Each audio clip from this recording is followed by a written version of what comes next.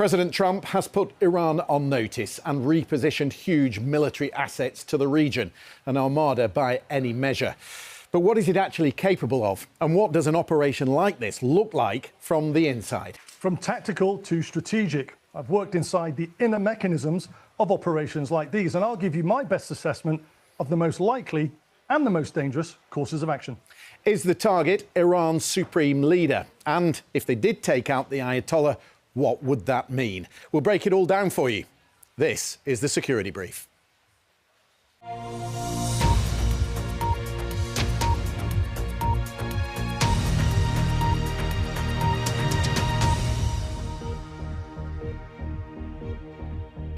Mikey, we've been hearing over the past week about the United States' readiness for an operation inside Iran, and we'll look at the force and what it could actually do and what might be going on inside the planning room. But I'm interested, what do you think they're looking at right now? And when does the planning phase move into the go mode?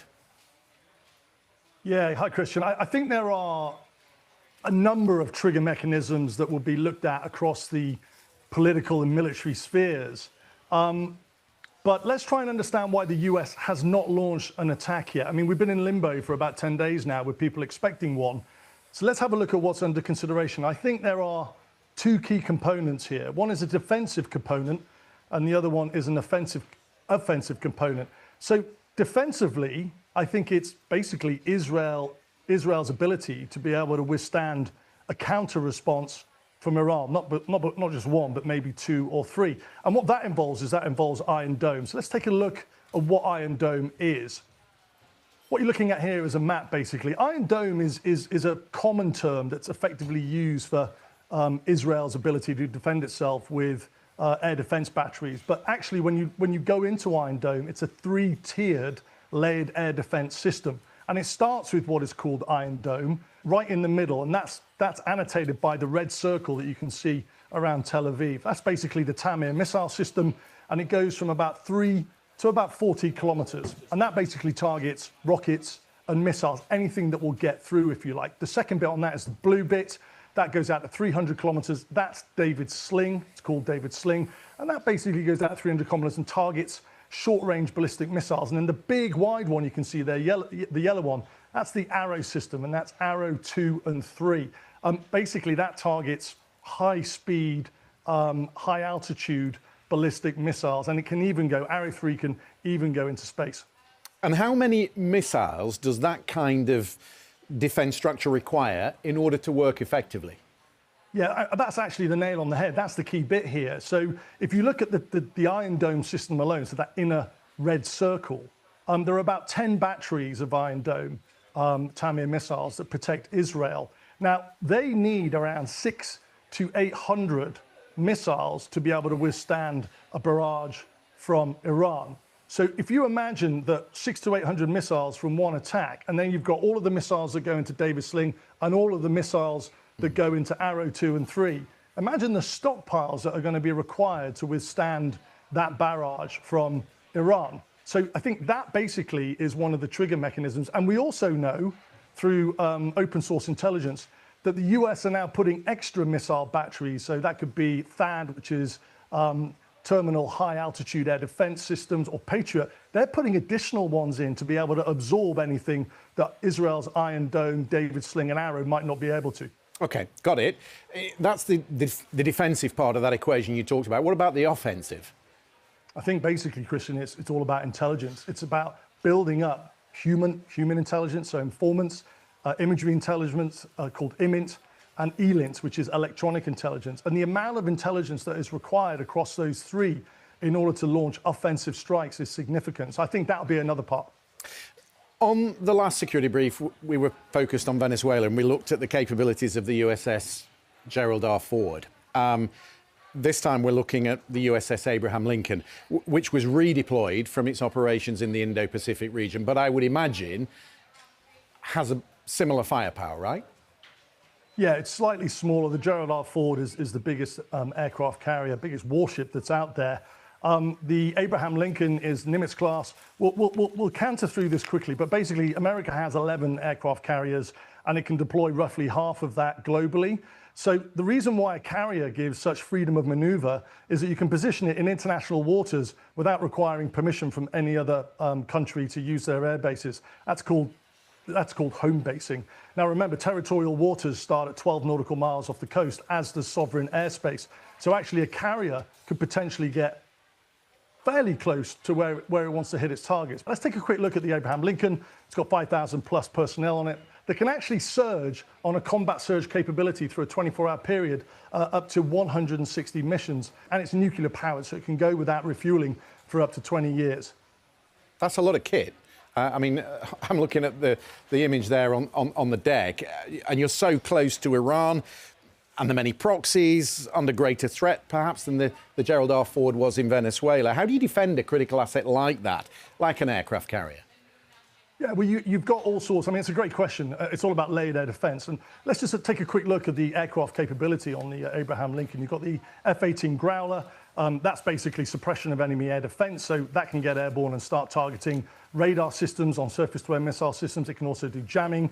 You've got the F-18 Super Hornet. That basically can do combat air patrol, so basically set up racetracks in the sky to look at any enemy air defense fighters. It can also do precision-guided bombing. And then you've also got the F-35C. The C is the aircraft carrier equivalent. And that basically has been used in really different ways. In Venezuela, it was put very near the coast of Venezuela, and it was using its sensor platforms to be able to update where the S-300 anti-aircraft missile systems were mobile and moving to. And then it was relaying the coordinates back to the warships with the Tomahawk land attack missiles on to update the GPS coordinates so they could make accurate strikes. Now, that's basically what the carrier has. If you go on to the question of how do you defend against that, well, the carrier comes with a carrier strike group. And with that carrier strike group, you've got cruisers. And those cruisers have what's called SM-2, SM-6, and SM-3 missiles. Now, those basically are missiles that are designed to take out various forms of threat. Some are designed to take out ballistic missiles, some are designed to take out cruise missiles, some are designed to take out aircraft, and some are designed to take out drones. Now, if anything gets through all of that, then you have what's called a close-in weapon system, which is effectively a Gatling gun, which has 6 barrels on it, that can fire 4,500 rounds a minute. And those rounds are the size of Coke cans. And that goes out to about 1 to 2 kilometers. So you've got all of that kit, and there are probably about 1 or 2 of those systems. They're called Phalanx, based on every warship. So you've got basically anything that gets through, you've got that close-in weapon system, that Phalanx. And then, of course, you've got submarines that will defend the carrier strike group against other submarines as well. So it's massively protected. Current open source intelligence has the carrier strike group kind of like hiding around the southern end of Oman to prevent the Iranians giving direct line of sight of it. But there has been on open source intelligence as well indications that the Iranians have been launching long-range surveillance drones in order to try and get eyes on that target in order to develop some form of GPS coordinate. But it's not just the carrier group, is it? I mean, there's so much more that CENTCOM has at its disposal, further assets that have been flown to the region, and you've just described those as home basing. So what are we looking at? Yeah, home basing. Basically, you've got the aircraft carrier, which has got significant capability, but you can't land a KC-135 air-to-air tanker on that. You have to have big, long runways. And that requires, as we've said, home basing. Home basing requires the political support of countries close to Iran, mostly allies. And it also requires permission from home basing en route, so strategic en route points. Okay. And it's not always so which countries are we talking about then? Right. So let's look at the staging posts. Now, you've got RAF Mildenhall and RAF Lakenheath in the UK. There's been lots of open source intelligence which has seen KC-135 tankers coming through there, and also F-15s that are based at RAF Lakenheath. They are now known to be in Jordan, and they are now forward deployed of that. So you've got the UK. You've also got Portugal. So there is, again, open source intelligence indicating that you've got F-35s that are coming from the Venezuela operation. They're flying through an airbase called Lajes Field, which is in the Azores, which belongs to Portugal. And according to OSINT, they've come through there. And then you've got Germany as well, Ramstein Air Base. Most people will have heard of that huge US base in Germany. Now, there's an interesting asset that's been seen there called the EA-37B. This is called the Compass Core. It's a very new aircraft. It operates against the electronic warfare spectrum. So it's a very new aircraft that conduct attack operations on Iranians' electronic warfare capabilities. And that's going to be fielded probably for the first time. So that would be one to look out for. And presumably those assets are then moved forward from European bases towards the region. Yeah, there's been a huge build-up. I mean, we just spoke briefly about the F-15Es. They're the two-seat version from RAF Lakenheath. They're now at Muwafaq Salti Air Base in Jordan. And you're seeing this sort of huge build-up in the region. And the F-15s are a significant part of that. Yeah. Al Udeid is another. I've been there in the build-up to the war in Iraq. It's a huge base in Qatar near Doha. What sort of role will that be playing? Yeah, Al Udeid, you're right. It's the largest US military base in the Middle East. It's got about 10,000 US troops there. It's home to the forward basing of CENTCOM. CENTCOM, basically, their area of coverage is huge. It's as far west as Egypt and as far east as Kazakhstan. And it was also targeted by Iranian ballistic missiles in June 2025. Well, we do think there was a heads up by the Iranians on that. But also there's a big air base there. So you've got a huge buildup of what are called KC-135 and KC-46 air-to-air tankers. And they're basically there to set up a 24-hour petrol station in the sky to be able to sustain 24/7 enduring operations. There also is the RC-135, and that's called the rivet joint. Now, that's the same airframe, but a different capability. It's a more niche capability that involves the 763rd Expeditionary Recon Squadron flying basically an aircraft that is jammed with electronic intelligence, so the ability to listen, signals intelligence, ELINT, and that'll be providing that ELINT intelligence requirement for the trigger mechanism we spoke about. That's there to do that. So this is very much a live operation then when you look at the kit that's there. I saw Bahrain on that map, which tells you just how deeply involved the Gulf countries are. Yeah, the Naval Support Activity Base in Bahrain, that's basically home to the US Navy 5th Fleet headquarters. And they're responsible for a sizable remit. They're responsible for operations in the Persian Gulf, the Red Sea, and the Straits of Hormuz. And you know as well as I do, Christian, the Straits of Hormuz is a critical area of geography when it comes to being able to control the sea lines of communication for global shipping.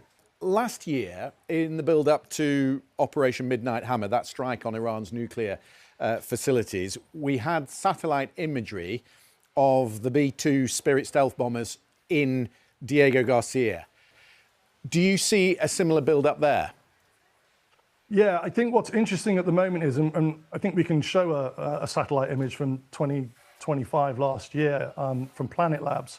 And there were a number of B-2 Spirit stealth bombers, low radar cross-section, but they're the only aircraft that can carry that GBU-57 penetrator bomb. We haven't seen them there this time, but I think the point here is it's keeping the Iranians guessing. So the B-2s were seen at Diego Garcia last time, but ultimately, as we found out, there was a 36-hour flight directly from the US where the B-2s struck the nuclear facilities inside Iran. And then there was that other decoy mission that went the other way. So I think what Diego Garcia does is it keeps the Iranian guessing and spreads their sort of intelligence assets quite thinly. The Ayatollah over the weekend threatened a regional war. So presumably, as you've already hinted, the Americans are moving air defences into the region. Yeah, they are, as we spoke about, that trigger mechanism right at the very beginning. But unhelpfully, China have been taking and publishing satellite photographs of where those Patriot missiles are now deployed, and they're in Kuwait and Qatar. And as a consequence of this, that's going to be easier for the Iranians to get some form of GPS coordinates to be able to attack them. But it kind of just sort of builds into that theory that, again, this is a really important trigger mechanism before the US takes any action on Iran. We speak on the security brief, Mikey, a lot about COAs, courses of action. When you look at everything that you've just set out here, what do you think the main courses of action are likely to be? And I think one of the key ones, especially given the recent lifting of Maduro in Venezuela, I wouldn't be surprised if this was being worked up as a most dangerous course of action that looks at basically the capture of kill of not just the Ayatollah, but also high-level leadership inside the regime and the Iranian Guard Corps. So I think that basically would be the headline on the most dangerous COA. Let's say that most extreme course of action is under consideration. If the commander-in-chief has said, get ready for that, How do you go about planning? So, I've worked inside these kind of operations. They're called Heli Assault Force operations, or HAFs, inside Iraq. And I've taken a look at the geography, obviously looked at how the operation went down for Southern Spear in Venezuela.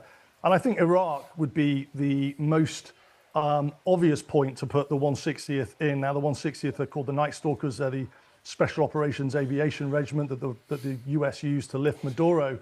But I'd also expect other Western Special Forces units to be joining that sort of operation. So that could be, Special Forces from Israel, could be the UK SAS or SBS, it could be German Special Forces.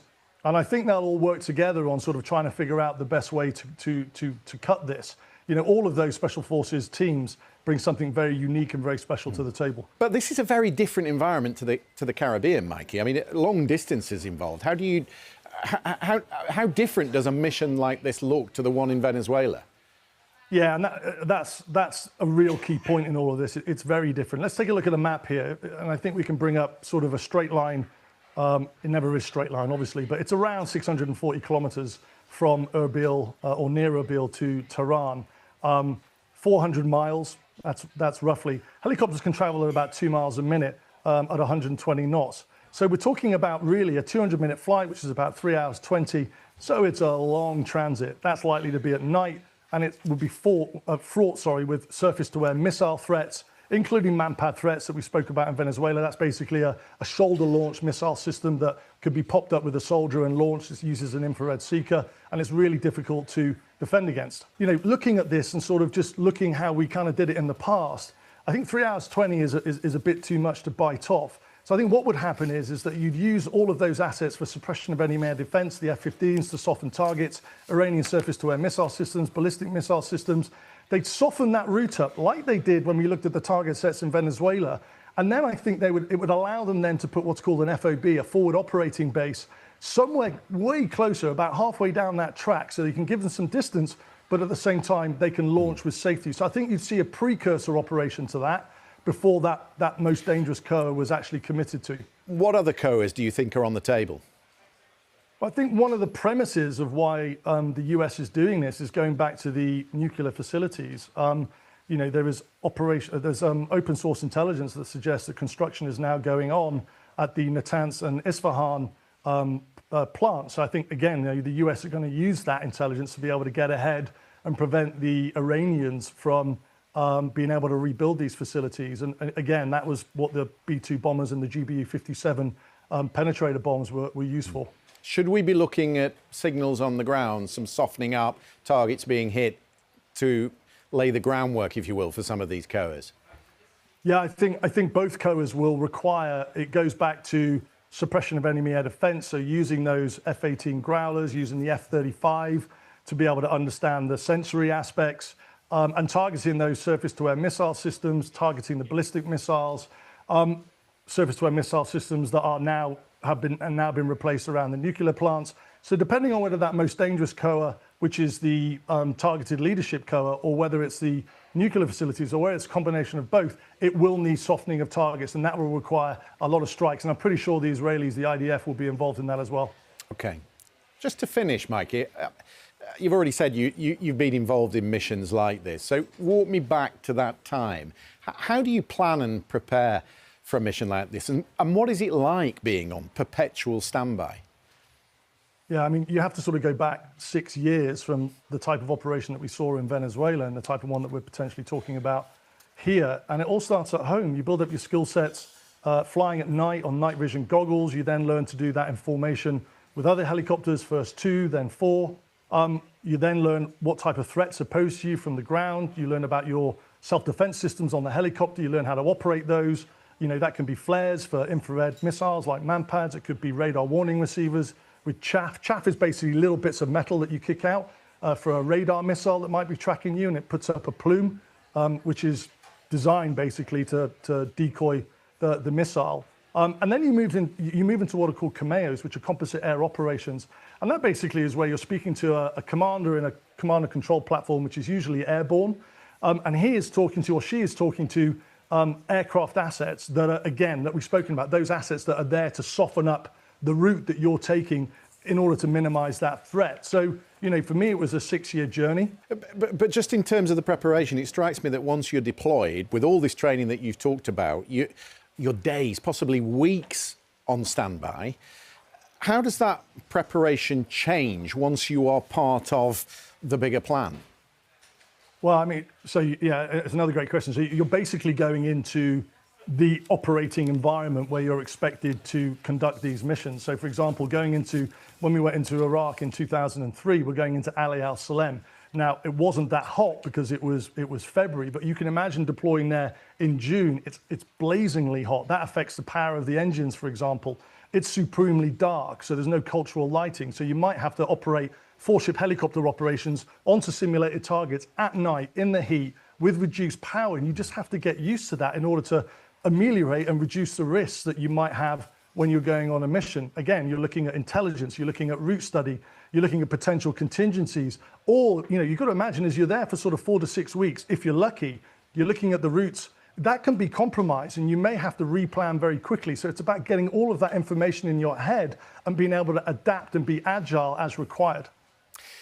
It's a lot of detail, but that's what we specialise on here in the Security Brief. It gives you a real idea of what is going on, perhaps out of sight. It gives you just an idea of the scale of the operation that is unfolding. Mikey Kay, as ever, thank you very much. And remember, if you want to look back at the previous editions of the Security Brief, you will be able to find them there on YouTube. We'll see you next time. Thanks for watching.